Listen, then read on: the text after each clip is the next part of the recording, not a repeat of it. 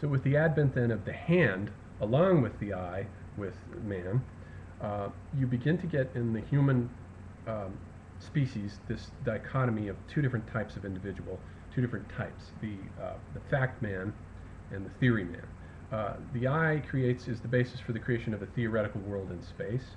The hand is the basis for the creation of the pragmatics of doing. And so he says that the eye begins to evolve the world of causality, the world of truths, and the world of theory, whereas the hand is the realm not of causality, but of ends and means, the realm of facts, not truths, but the realm of men who do things. So you have this basic opposition in Spengler's thinking between the philosopher and the statesman.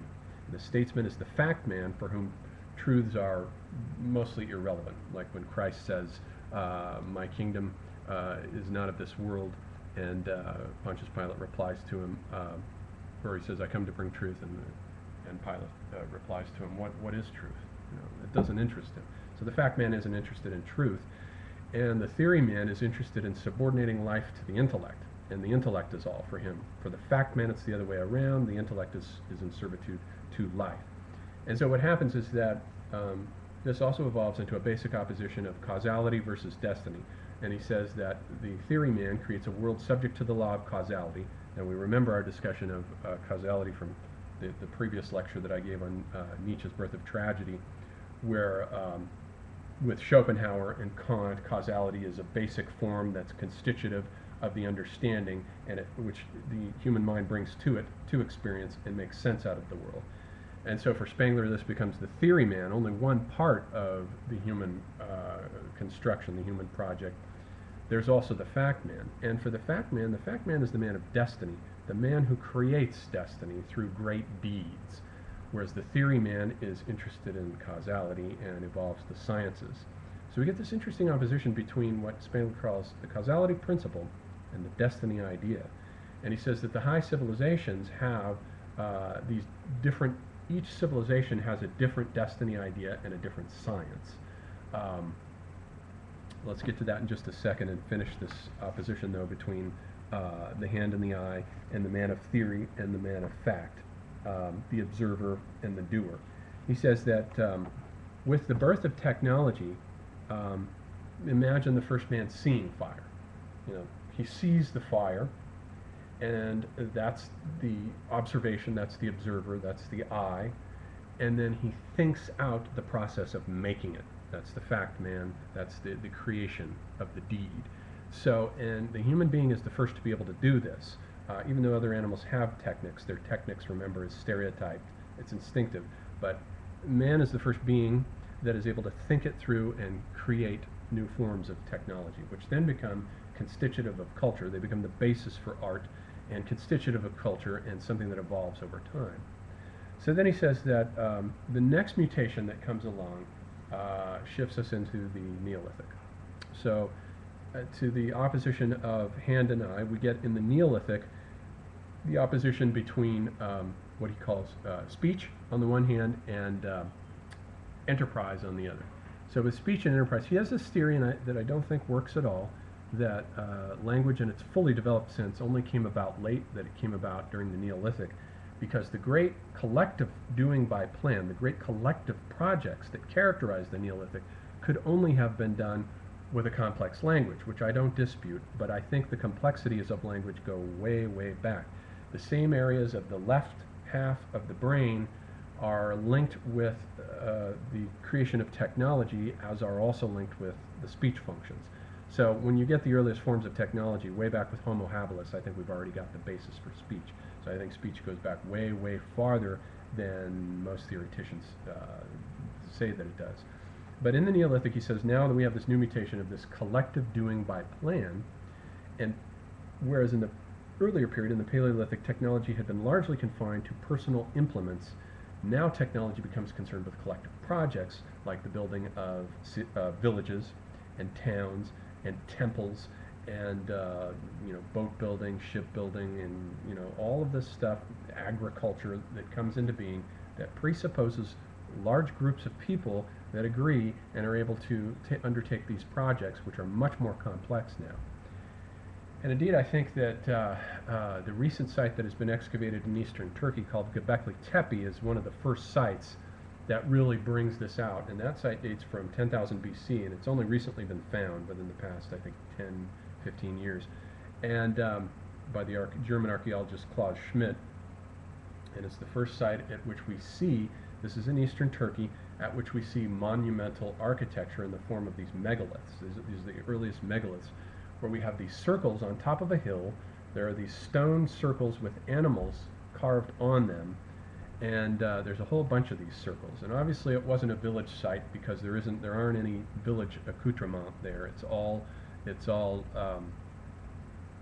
related to these stone circles. So it was obviously some sort of a ceremonial center, but it presupposed and pushed back earlier than anyone had hitherto thought, 10,000 BC, the possibility of undertaking large-scale projects, which presupposes some kind of centralized leadership to direct the projects. And that's what Spengler says here. He says that with these projects, we begin to get this shift into the creation of a centralized authority of decision makers and the executors, those who carry out the decisions that are made. And then we get some of this right-wing discourse that's woven into this that can be discarded, where he talks about the men that are born to lead and those who are born to obey, and that kind of nonsense. But it does tend to be the case that we do get centralized command coming in during the Neolithic, and these large-scale monumental projects, and technology takes on a very different feel at this time.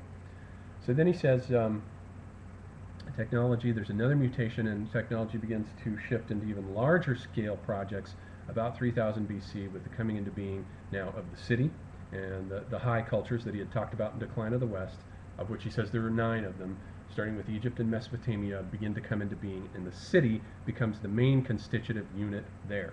And the city is a microcosm that is completely sealed off from nature. So the culture-nature dichotomy and the alienation of the human being from nature becomes sharper and sharper, until with a high civilization you get these cultures that are these completely artificial units. And he says they evolve an artificial social structure where you have the nobility and the priesthood, the merchant class and peasants, as this basic artificial structure that is opposed to the natural order of, stupidity versus intelligence, the smart versus and the clever versus the dumb. That's what's in nature. But in civilization you get all this organized into those who think, those who create culture, and those who are used to carry it out. And so with high civilization then we begin to get into this distinction that I wanted to get back to about the destiny principle versus the causality principle versus the destiny idea, where we get different sciences. In these high civilizations, they begin to characterize their own kind of science, and each science is self-contained and enclosed to that civilization.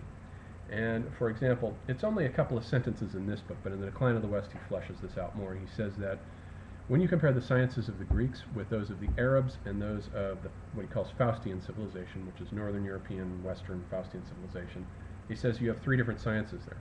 You have for the Greeks the science of statics, which is composed out of the dichotomy of form and matter, which is a science basically that's a translation into the intellect of the realm of Greek sculpture. It's very plastic, it's concerned with magnitudes, measurable entities, and it's very tangible, Euclidean geometry. Then with the Arabs we get a completely different science, the science of alchemy basically. That's the term that he uses to characterize Arabian science generally, which is concerned with substances versus attributes. So we have these mysterious substances, and the mathematics that goes along with this also comes into being. Algebra comes into being. Algebra introduces the mysterious quantity, x and y, and these letters that are used for the first time to introduce unknown quantities. And this corresponds to the various substances in alchemy that are transformed. And you can change the attributes by changing a substance. The attributes are different. So you get that science, whereas we had Euclidean geometry, now we have algebra. And then with Faustian civilization we get the science of dynamics. And of course the mathematics changes to infinitesimal calculus, which comes into being now. And you get the creation of a new kind of science, dynamics, which is concerned with force moving mass. And it's got a whole new dynamics of motion, and the calculus analyzes the motion of bodies through space. So it's entirely based on motion. There's nothing static about it. So you have these three different sciences, and he says that each of these civilizations, in opposition to the theoretical causality principle, there's a destiny idea that each one of these civilizations has, where it says that destiny has this mysterious religious aura about it.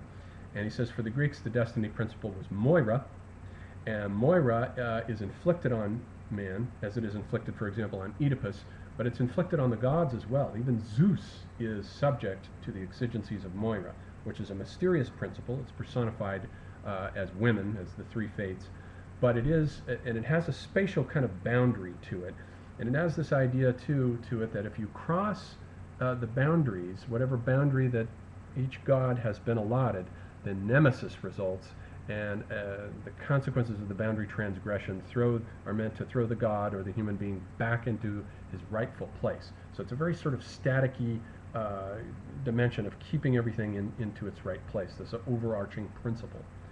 In the Arabian culture, the destiny idea is Kismet, and Kismet comes directly from God. God is not subject to Kismet. God is the source of fate in Islam. The whole thing, Islam means submission to Allah. So in the Job narrative, he groups the Jewish culture together along with Islam and Christianity as the Magian civilization. He also calls it Arabian. Job is the archetype of this, the one who suffers his destiny. He can't understand it. It's completely inscrutable, and it just comes from God, who basically bullies him into submission. And so then we get the destiny idea of Northern Europe is known as Weird, and that's spelled W-Y-R-D. It later becomes the word weird in English, like the Weird Sisters in Macbeth. And Weird first appears in the Beowulf epic, and there it says that Beowulf goes out to meet his Weird. He goes out to do battle with the dragon. Weird comes from within the individual. Weird is the Northern European destiny idea, where fate comes out of the natural process of the individuation of the individual. One's character, as Schopenhauer describes it, becomes the source for what happens to one. Even though it appears to be random and accidental, everything that happens to the individual is a function of who he is. So we are the mysterious shapers of our own fate. It doesn't come from God. It doesn't come from without in the Faustian tradition. So we've got these three different destiny ideas. We've got these three different sciences, and they are constitutive of the new sphere, as it were, of these three different high civilizations. So then that brings us then to the creation of these high civilizations.